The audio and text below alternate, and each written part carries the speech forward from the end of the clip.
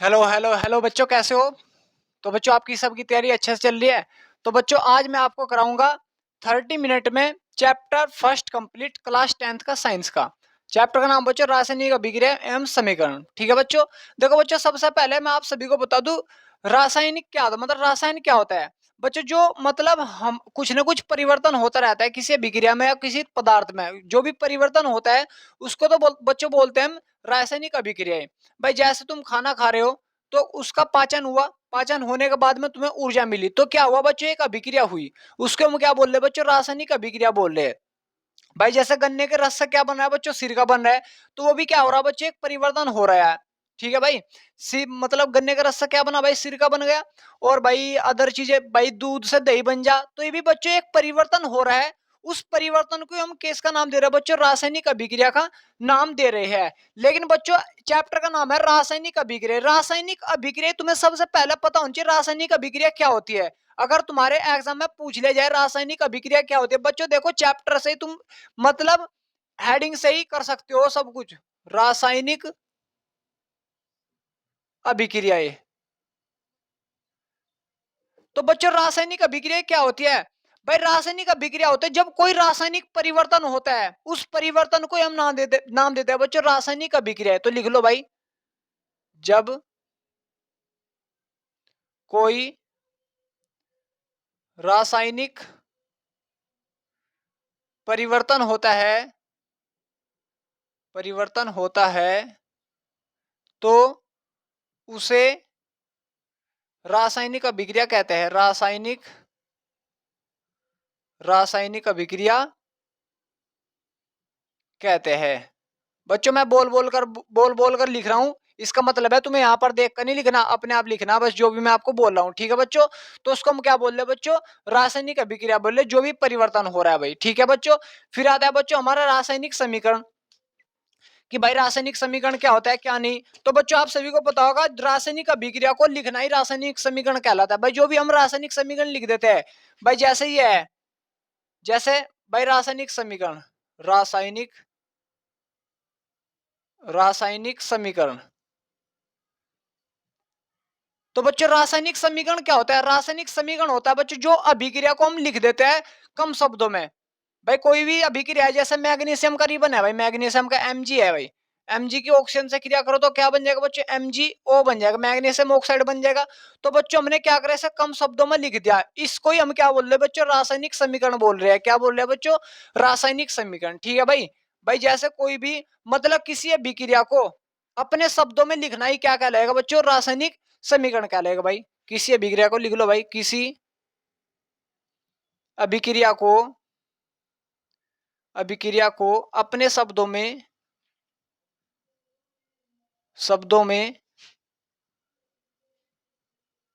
लिखना ही रासायनिक समीकरण कहलाता है, समीकरण कहलाता है, कहलाता है। मतलब वो भी शॉर्ट शब्दों में बच्चों। तो उसको हम क्या बोल देंगे बच्चों, रासायनिक समीकरण बोल देंगे। ठीक है बच्चों। क्या बोल देंगे बेटा, रासायनिक समीकरण। जैसे मैग्नीशियम है, ऑक्सीजन से क्रिया करी, क्या बनेगा बच्चों, ये बनेगा बच्चों तुम्हारे पास MgO बन गया। ठीक है बच्चों। मतलब रासायनिक समीकरण को ऐसे लिखा जा सकता है। ठीक है बच्चों, अब तो कोई डाउट नहीं। अब बच्चों रासायनिक समीकरण को संतुलित करना, संतुलित संतुलित रासायनिक समीकरण, या ये भी कह सकता है भाई रासायनिक समीकरण को संतुलित करने का महत्व क्या है भाई। भाई जब रासायनिक समीकरण को हम संतुलित करते हैं तो बच्चों में क्या हो जाता है, उसको पढ़ना आसान हो जाता है। ठीक है। इसलिए हम क्या रासायनिक समीकरण को संतुलित करते हैं भाई। संतुलित का मतलब बच्चों रासायनिक कोई भी अभिक्रिया है उसको संतुलित क्यों किया जाता है। भाई जैसे जो द्रव्यमान संरक्षण का नियम था, द्रव्यमान संरक्षण का नियम क्या था, कि द्रव्यमान को ना तो उत्पन्न किया जा सकता और ना ही नष्ट किया जा सकता। उस द्रव्यमान संरक्षण को फॉलो करने के लिए हम क्या करते हैं, रासायनिक समीकरण को बच्चों संतुलित करते हैं। ठीक है भाई। भाई जैसे अब मेरे पास 4 एटम इधर है, 4 ही एटम इधर होने चाहिए, यानी कि इधर 4 एटम इधर 5 एटम हो जाएंगे, ये गलत हो जाएगा। ठीक है भाई, ये नियम को फॉलो नहीं करेगा। इसलिए अगर इधर 10 एटम है तो इधर भी 10 एटम ही होने चाहिए। इसलिए हम क्या करते हैं बच्चों, रासायनिक समीकरणों के क्या करते हैं, संतुलित करते हैं। जैसे बच्चों तुम्हारे पास Zn प्लस H2SO4 है भाई, ये विक्रिया है, तो तुम्हारा क्या बन जाएगा, Zn भाई H2 को यहां से हटा दो, H2 को भाई Zn क्या करता है, रिप्लेस करता है, ZnSO4 बन जाएगा, प्लस के क्या बन जाएगा बच्चों, H2।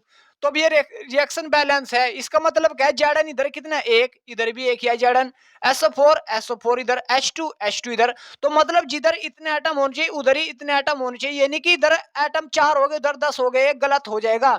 इसलिए हम क्या करते हैं बच्चों, समीकरण को संतुलित करते हैं। ठीक है बच्चों, अब समीकरण को संतुलित करना सीख लो भाई कैसे। जैसे भाई समीकरण को तुम्हें संतुलित करना सिखा रहा भाई, कि समीकरण को तुम्हें बैलेंस करना है। तो अब देखो बच्चों, समीकरण को बैलेंस करने का एक नियम ही बता रहा, बस मैं आपको शॉर्ट में Fe प्लस H2O क्या बनेगा बच्चों, Fe3O4 बनकर प्लस के H2 गैस बाहर निकल गई। अब देखो बच्चों, तुम्हें रासायनिक समीकरणों को संतुलित करना है। संतुलित करने का बच्चों सिंपल मेथड है, कुछ नहीं करना। प्रत्येक मतलब इस अभिक्रिया में देखो सबसे ज्यादा एटम कौन सा है, सबसे ज्यादा एटम कौन सा नजर आ रहा भाई, ऑक्सीजन नजर आ रहा है। कितने हैं, 4 है। तो 4 ऑक्सीजन भाई, कितने ऑक्सीजन है, 4 है। यहाँ पर कितने हैं बच्चों, 4। तो चीज है ऑक्सीजन को 4 करो, तो मैंने 4 से मल्टीप्लाई कर दी भाई, 4 ऑक्सीजन हो तो गए यहाँ पर। अब फिर देखो कौन से ज्यादा एटम है भाई, Fe कितने हैं बच्चों, यहाँ पर 3 है, तो यहाँ पर Fe3 करो। अब हाइड्रोजन कितने हो बच्चों, 4 दूनी 8, यहाँ पर 2 है, तो 4 से मल्टीप्लाई कर दो। अब इस प्रकार तुम क्या कर सकते हो बच्चों, अपनी रासायनिक समीकरणों को क्या कर सकते हो, बैलेंस करते हो। तुम्हें सबसे ज्यादा एटम देखने बस कौन से है भाई। जैसे मैंने तुम्हें दे दिया, क्वेश्चन दे दिया भाई, Al2SO4 का होल थ्राइस दे दिया, प्लस के क्या दे दिया बच्चों आप सभी को मैंने, CaCl2 दे दिया भाई, ये दे दिया बच्चों अब मैंने आप सभी को, CaCl2। अब बच्चों देखो Al, और इसमें बन रहा बच्चों तुम्हारा CaSO4 प्लस के AlCl3, तो ये बन रहा है बच्चों आप सभी के।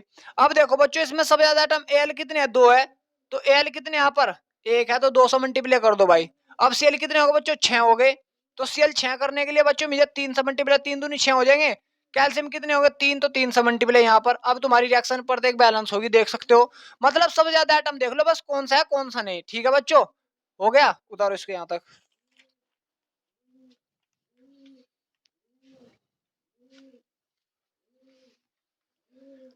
अगला है बच्चों हमारे पास रासायनिक अभिक्रिया के प्रकार। हेडिंग डालो भाई, रासायनिक अभिक्रिया के प्रकार।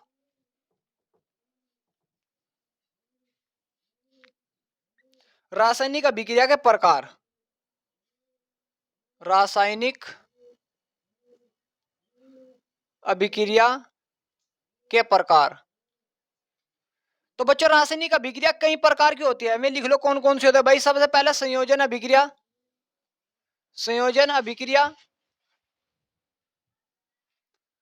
दूसरा होता है बच्चों वियोजन अभिक्रिया, अभिक्रिया। तीसरा होता है बच्चों विस्थापन अभिक्रिया, विस्थापन अभिक्रिया। देखो बच्चों, अब भाई ये रासायनिक अभिक्रिया के प्रकार और भी होते हैं, मैं भी आपको अभी कराऊंगा भाई। संयोजन का मतलब है ऐसी अभिक्रिया जिसमें कोई पदार्थ जुड़ जाता है, उसको हम क्या बोलते हैं भाई, संयोजन अभिक्रिया, एक शब्द में ही बच्चों। दूसरा वियोजन अभिक्रिया कैसी होगी भाई, ऐसी अभिक्रिया जिसमें कोई पदार्थ टूट जाता है। वियोजन का मतलब बच्चों टूटना, कोई पदार्थ टूट जाता है उसको हम क्या बोलते हैं बच्चों, वियोजन अभिक्रिया। विस्थापन अभिक्रिया, ऐसा पदार्थ जब दूसरा कोई किसी पदार्थ को विस्थापित कर दे उसको हम क्या बोल देंगे बच्चों, विस्थापन अभिक्रिया। बताओ यार कितना सिंपल है, लिख लो लिखते हो तो। ऐसी अभिक्रिया, ऐसी अभिक्रिया जिसमें कोई पदार्थ जुड़ जाता है, जुड़ जाता है, क्या कहलाएंगे बच्चों, संयोजन अभिक्रिया बोल देंगे भाई। जैसे बच्चों तुम्हारे पास H2 प्लस O2 है, तो ये आपस में जुड़ेंगे, क्या बन जाएगा बच्चों, जल बन जाएगा। बैलेंस कर दो बस। जैसे बच्चों आपके पास कैल्शियम ओ भाई, कैल्शियम और कार्बन कैल्शियम है और ऑक्सीजन, तो क्या बनेगा बच्चों, CaO बनेगा। इसे 2 से बैलेंस कर दो। तो इसमें बच्चों ऐड हो रहा है, एक ही तो बन रहा है। तो ऐसे विग्रह जब जुड़ जाता है एक बना तो ऐसी अभिक्रिया किसका नाम दे बच्चों? संयोजन अभिक्रिया का। फिर बच्चों हमारी हेडिंग है वियोजन अभिक्रिया। वियोजन अभिक्रिया जब कोई पदार्थ दो या दो से अधिक में टूट जाएगा उसको हम क्या बोल देंगे बच्चों? वियोजन अभिक्रिया का नाम दे देंगे भाई। ये है बताओ यार, सिंपल लिखो। जब कोई पदार्थ, ठीक है, जब कोई पदार्थ दो या दो से अधिक पदार्थों में टूट जाता है, क्या कहलाएगा भाई? वियोजन अभिक्रिया कहला जाता बस। भाई जैसे तुम्हारे पास ये ले लो, CaO ले लिया, इसमें क्या बना भाई? कैल्शियम और ऑक्सीजन बन गया।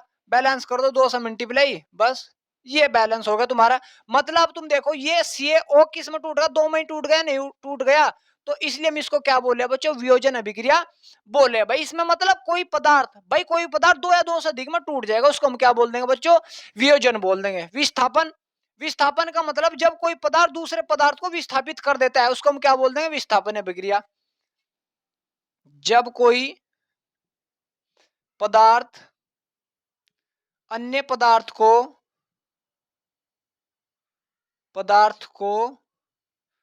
विस्थापित कर देता है तो उसे क्या बोल देंगे बच्चों? तो उसे क्या बोल देंगे बेटा? तो उसे विस्थापन अभिक्रिया कहते हैं। लिख लेना भाई आगे। जैसे Zn है भाई, Zn प्लस CuSO4 है, तो बच्चों Zn ने Cu को यहां से हटाया, क्या बन गया? ZnSO4 बन गया, और Cu को बाहर फेंक दिया, तो Cu का स्थान किसने ले लिया? Zn ने। तो इसका मतलब Zn ने किसको विस्थापित करा? Cu को। तो इसलिए हम इस अभिक्रिया को किसका नाम दे रहे हैं बच्चों? विस्थापन अभिक्रिया का नाम दे रहे हैं। बस ये सिंपल है यार, उतारो इसको।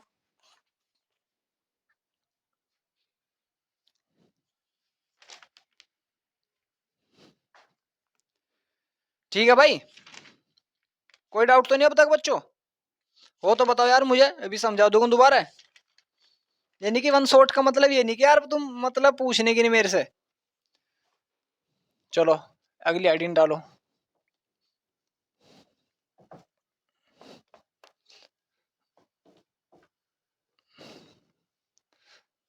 अगली हेडिंग बच्चों द्विवीय विस्थापन अभिक्रिया। द्विवीय विस्थापन अभिक्रिया। और अगली हेडिंग बच्चों इसमें ही ऊष्मा क्षेपी अभिक्रिया, और इसमें बच्चों ऊष्मा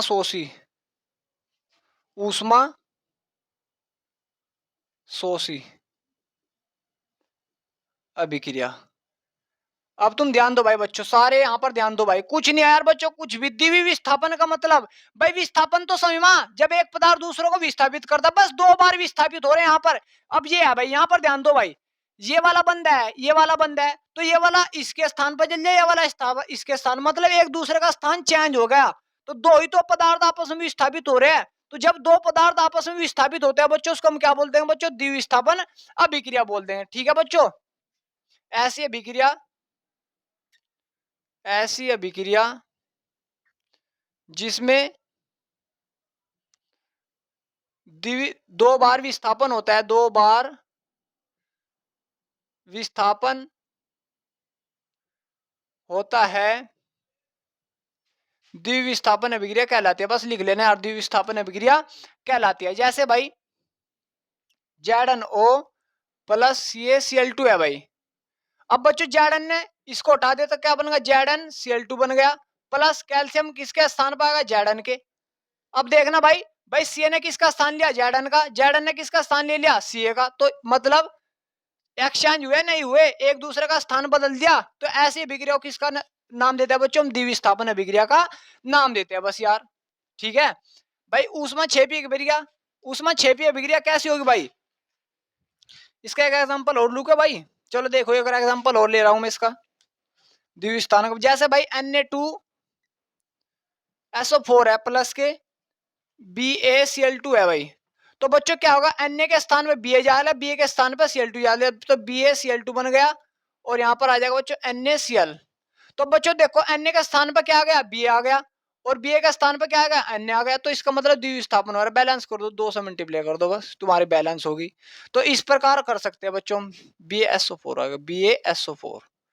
ठीक है बच्चों, तो BaSO4 मतलब एक दूसरे का स्थान चेंज कर रहे हैं, उसी को हम क्या बोल रहे हैं बच्चों, द्विविस्थापन अभिक्रिया बोल रहे हैं। उष्मा क्षेपी अभिक्रिया क्या होगी भाई, उष्मा क्षेपी। भाई ऐसी अभिक्रिया जिसके अंदर से उष्मा निकल जाएगी, उसको हम क्या बोल देंगे बच्चों, उष्मा क्षेपी अभिक्रिया। लिखो, ऐसी अभिक्रिया, ऐसी अभिक्रिया जिसमें से ऊष्मा निकलती है, निकलती है, ऊष्मा क्षेपी अभिक्रिया कहलाती है। बस लिख लेना आगे, ऊष्मा क्षेपी अभिक्रिया कहलाती है। जैसे भाई आगे ध्यान दो, इसमें मतलब ऊष्मा क्षेपी अभिक्रिया कैसे होगी भाई, जिसके अंदर से ऊष्मा निकल जाएगी। ऊष्मा क्या हो रही है बच्चों, उसके अंदर से निकल रही है। जैसे भाई ध्यान दो, CH4 है, प्लस ऑक्सीजन से क्रिया कर रहा, तो क्या बना रहा बच्चों, कार्बन डाइऑक्साइड, और जल जल बना रहा। और प्लस क्या हो रही है बच्चों, इसमें से ऊष्मा निकल रही है। भाई भाई कार्बन ने, जो मैथेन है, मैथेन ऑक्सीजन के साथ जलकर कार्बन डाइऑक्साइड और जल बनाता है, H2O। और क्या मिलती है भाई, ऊष्मा ही तो मिलती है। तो इसलिए हम इसको क्या बोल रहे हैं बच्चों, ऊष्मा क्षेपी अभिक्रिया बोल रहे हैं। बैलेंस कर लो भाई, बैलेंस 4, 2 से मल्टीप्लाई करो, 4 हो गए, और यहाँ पर 2 से, तो इस प्रकार ये बैलेंस हो जाएगी। तो इसलिए हम इसको किसका नाम दे रहे हैं बच्चों, ऊष्मा क्षेपी अभिक्रिया का नाम दे रहे हैं, क्योंकि इसके अंदर से ऊष्मा निकल रही है भाई। ठीक है, अगली हेडिंग है बच्चों, ऊष्मा शोषी अभिक्रिया। ऊष्मा शोषी का मतलब ऐसी अभिक्रिया जो ऊष्मा को ग्रहण कर रही है, ऊष्मा को लेकर ही होएगी, उसको हम क्या बोल देंगे बच्चों, ऊष्मा शोषी अभिक्रिया बोल देंगे। लिखो, ऐसी अभिक्रिया, ऐसी अभिक्रिया जिसमें ऊष्मा, ऊष्मा की आवश्यकता होती है,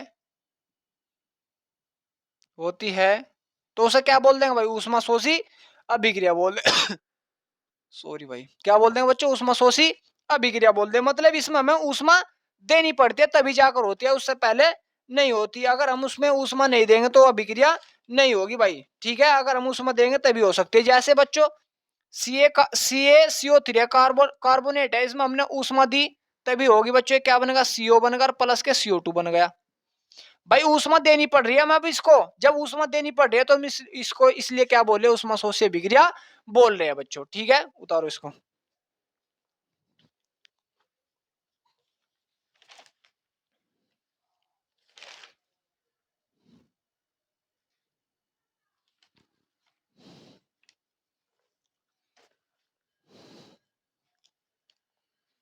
चलो भाई बच्चों के लिए हेडिंग डालो।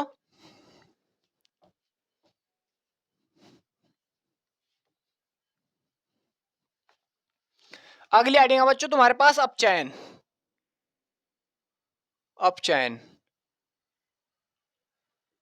तो बच्चों अपचयन अभिक्रिया कैसी होगी भाई, ऐसी अभिक्रिया जिसमें हाइड्रोजन क्या हो जाए बच्चों, जुड़ जाता है। ऐसी अभिक्रिया जिसमें हाइड्रोजन जुड़ जाएगा, तो तुम देख लो उसमें हाइड्रोजन जुड़ रहा है या नहीं। अगर उसमें हाइड्रोजन जुड़ रहा है तो इसका मतलब क्या, उसका अपचयन हो रहा है। या दूसरा इसकी डेफिनेशन, जिसमें से ऑक्सीजन निकल जाएगा, उसको भी हम क्या बोल देंगे बच्चों, अपचयन अभिक्रिया बोल देंगे। लिखो भाई, ऐसी अभिक्रिया, ऐसी अभिक्रिया जिसमें हाइड्रोजन का जुड़ना, मतलब H लिख दो भाई, हाइड्रोजन का, हाइड्रोजन जुड़ रहा है, हाइड्रोजन का जुड़ना, या ऑक्सीजन, भाई O फॉर ऑक्सीजन का हटना, उड़ना नहीं भाई कभी उड़ना लिख दो, ऑक्सीजन का हटना, हटना ही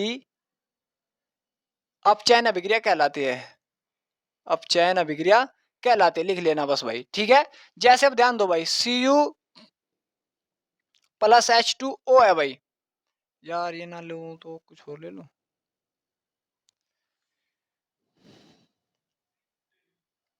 चलो भाई ये देख लो। जैसे तो क्या बनेगा बच्चों, CuO बन जाएगा, प्लस के H2O बन जाएगा, H2। तो क्या बन जाएगा बच्चों, CuO बन जाएगा, प्लस के, ये थोड़ा गलत सा ना हो रहा। चलो बच्चों देखो, अब ध्यान दो भाई, Cu क्या है, यहाँ पर अकेला है। Cu के साथ में क्या जुड़ गया बच्चों, ऑक्सीजन जुड़ गया। तो इसका मतलब जिसमें ऑक्सीजन जुड़ रहा है उसको तो बोल देंगे बच्चों उपचयन। अब देखो यहाँ से ऑक्सीजन है बच्चों, H2O के साथ में ऑक्सीजन है। अब ऑक्सीजन क्या हुआ, यहां से निकल गया बच्चों, H2 के पास से निकल गया, और जब इसके पास से निकल गया तो मतलब H का क्या हो रहा होगा बच्चों, अपचयन हो रहा है। क्या हो रहा है, अपचयन, क्योंकि H2 के पास में से ऑक्सीजन निकल गया, और जिसके पास से ऑक्सीजन निकल जाता है उसका मैं क्या बोल रहा हूं, मैं क्या बोल रहा हूं, उसका अपचयन हो जाता है। क्या हो जाता है, अपचयन। जैसे CuCaO है भाई, प्लस के H2, इससे रिएक्शन करे तो क्या बनेगा बच्चों, CuCa मतलब कैल्शियम बन गया और H2O बन गया। अब तुम देखो बच्चों, यहां से इसके पास ऑक्सीजन है तो इसके पास ऑक्सीजन निकल गया, और जब ऑक्सीजन हट जाता है तो उसके हम क्या बोलते हैं बच्चों, अपचयन अभिक्रिया कहते हैं। ठीक है भाई, अगली आइडिया लो, उपचयन अभिक्रिया। उपचयन अभिक्रिया भाई लिख लेना, उपचयन अभिक्रिया। उपचयन अभिक्रिया क्या होगी, ऐसी अभिक्रिया जिसमें ऑक्सीजन जुड़ जाता है, बस उसको हम क्या बोल देंगे, उपचयन अभिक्रिया। ऐसी अभिक्रिया जिसमें ऑक्सीजन जुड़ जाता है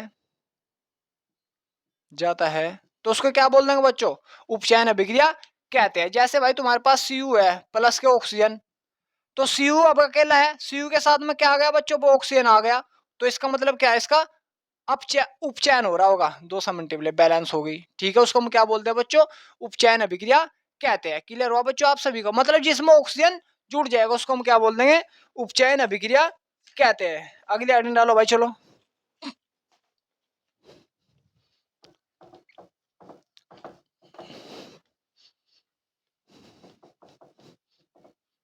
अगली आइडिया बच्चों, रेडॉक्स अभिक्रिया।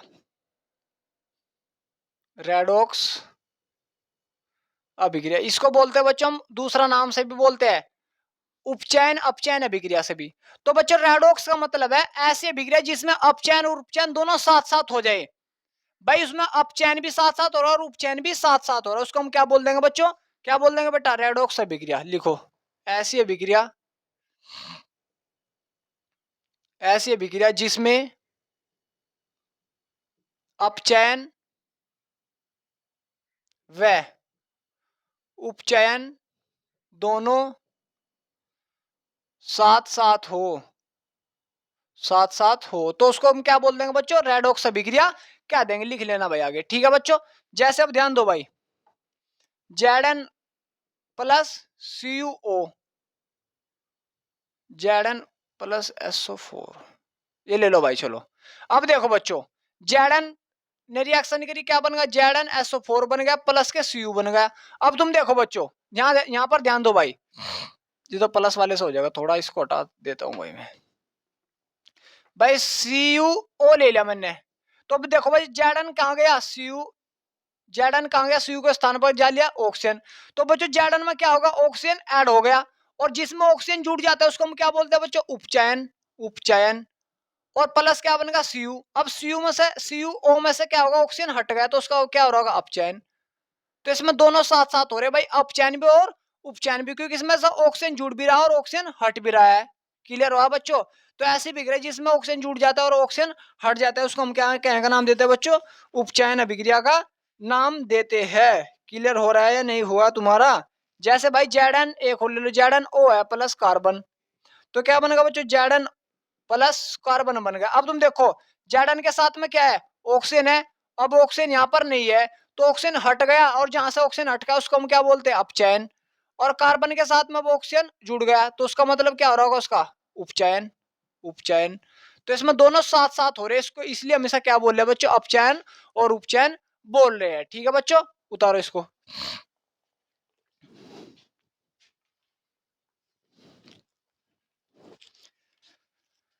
चलो भाई अगली आइटम डालो।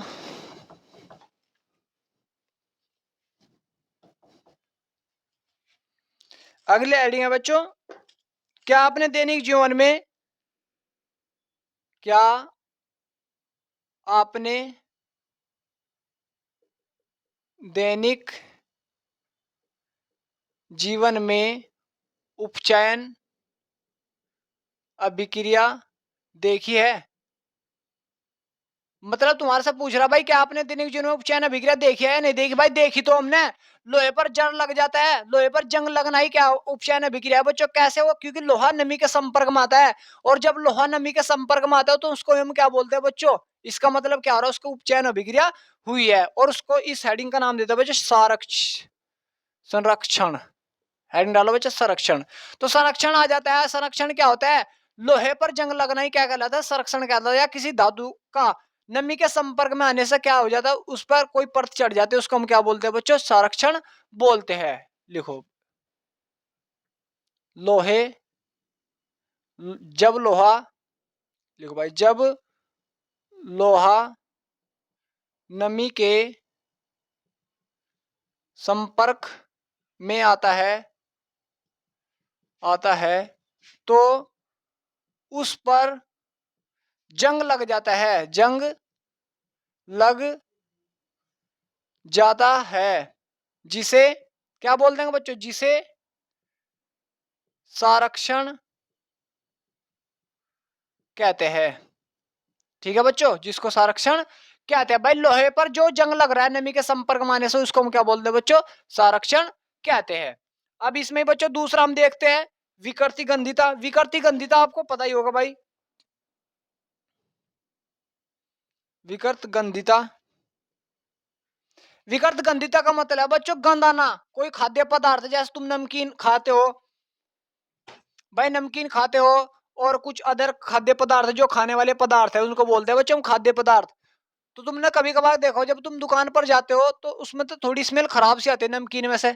तो क्या नमी के संपर्क में आया होगा, ऑक्सीजन के संपर्क में आ गया होगा, जिसके कारण क्या बच्चों उसकी गंध आने लगती है। ज्यादा समय, ज्यादा लॉन्ग टाइम तक रखी हुई चीज की गंध आने लगती है, तेल तेल सा आने लगता है उसमें, जैसे तेल की स्मेल आ रही हो, तो उसको हम क्या बोलते हैं बच्चों? विकृत गंधिता बोलते हैं।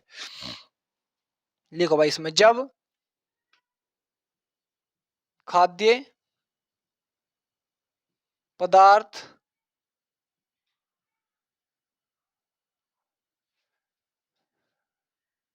नमी या ऑक्सीजन के संपर्क में लंबे समय तक